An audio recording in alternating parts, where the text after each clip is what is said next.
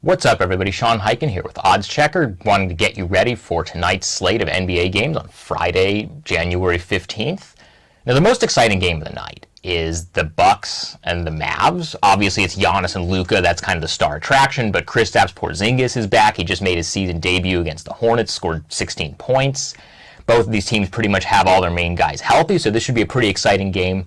There are a couple of props that I like on FanDuel relating to Giannis scoring more points than either anybody else in the game or than Luka.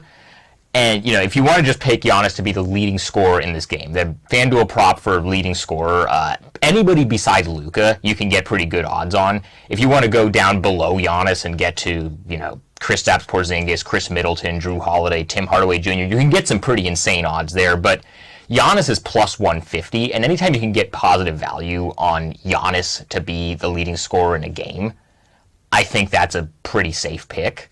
So that's one that I would go with. And if you don't want to worry about him being the leading scorer overall and just want to bet on him scoring more points than Luka Doncic, you can get that at plus 122. So a little bit lower odds, but still good value there.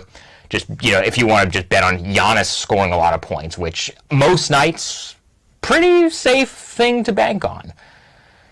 So that's what I like from that game.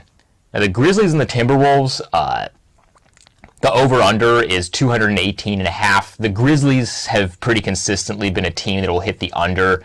We don't know yet whether John Morant is going to be back from the ankle injury. He's listed as questionable. He's missed a few weeks. But even if he's back, they're going to try to ease him in a little bit, I think. So plus 155 on the under at FanDuel, I think, is a pretty good value there for a team that pretty consistently hits the under.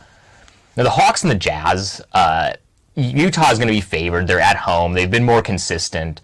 But I kind of like the Hawks money line at plus 220, which you can get pretty much at any book that you want to look at.